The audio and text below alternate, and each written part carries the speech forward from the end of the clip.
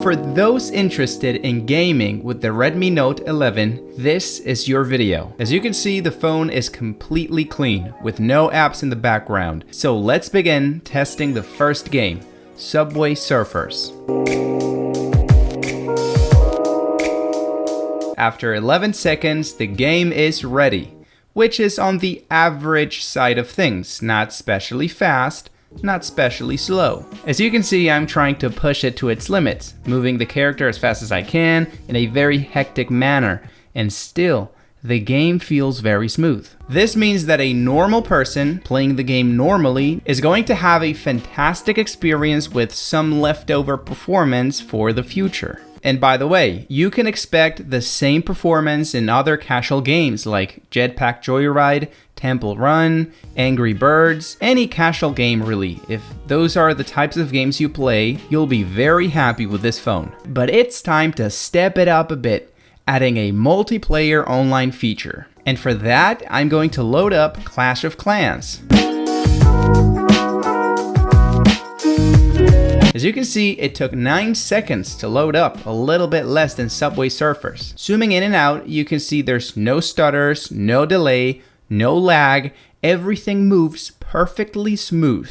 Engaging in combat, the game loads up the enemy's map in no time, which is probably the biggest concern, not having to wait for like 20 seconds every time you look for a match. And once loaded, you can expect the same smooth performance you get when you're navigating your base. There's no stutters, no lag, and by the way, the phone has not increased its temperature yet. Which means that for offline lightweight games like Subway Surfers or online lightweight games like Clash of Clans, the phone not only performs incredibly well, but it does so without breaking a sweat. Now let's engage in Clash Royale.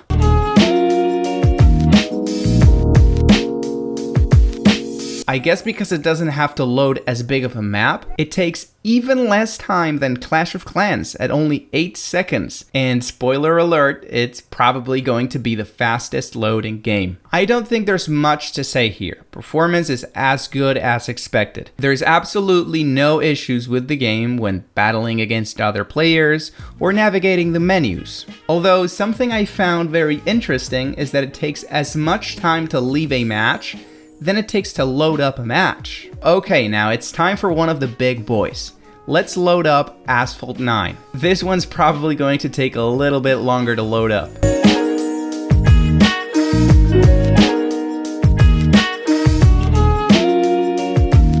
Okay, 23 seconds, not bad. This is actually one of the most demanding games you can play right now, so 23 seconds, it's kind of fast. Although we still have to navigate through the menus to get to a race and then wait for it to load up. Adding an additional 18 seconds of loading times to the mix. So technically you're facing 41 seconds of loading times before you can play. In-game, the experience is as expected for a phone with this price. Everything runs fairly smooth and at a decent frame rate, but not as much as the casual games we were playing before. The graphical settings are set to medium, which is great, because a lot of times with these budget phones, they actually default to low settings and they look very cheap. Look, this is the car I'm using, completely rendered in medium settings, and the game lets me scroll around at a stable frame rate, and as you can see is very responsive to my finger. Okay, let's try this very famous Fall Guys knockoff called Stumble Guys. And okay, I told you Clash Royale was going to be the fastest, but I was wrong. This game only took 5 seconds to load up. I'm very impressed. Once playing, like in Fall Guys, you have to load every character's movement, plus your movement, plus the map, which is very interactive. And the game plays as smooth as it possibly can. Which, by the way, both in Clash of Clans and in this game, you can clearly feel the high refresh rate is enabled. I don't know if it's a perfect 90 FPS at all times, but it's definitely better than 60. And last but not least, the big dog, the main dog, the real challenge. We're going to load up Genshin Impact.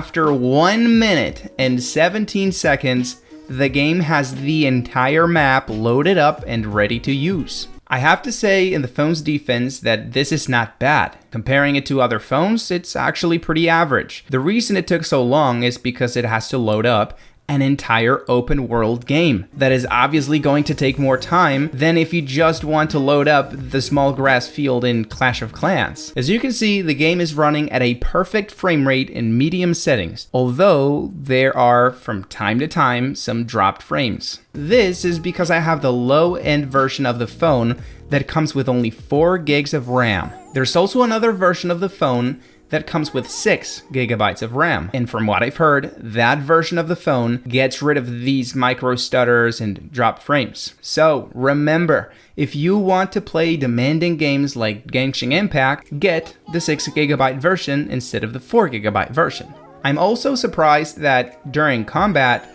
the phone doesn't slow down. I didn't notice the frame rate decreasing or changing, so if it did, it was only for a couple frames per second. This means that the phone is capable of speeding up the processor in those demanding moments, which also means it's well optimized. Afterwards, you do notice the phone gets a little hot, but not enough to feel uncomfortable or concerning. Overall, my experience has been good, with no disappointments and a couple pleasant surprises. By the way, for those interested on getting the phone, right now, if you hurry, you can actually get it with a small discount on Amazon. You'll find a direct link in the description. I'll tell you again because this is important. If you want to play demanding games, remember to go for the 6 gigabyte model. Thank you for watching, and I'll see you in the next video.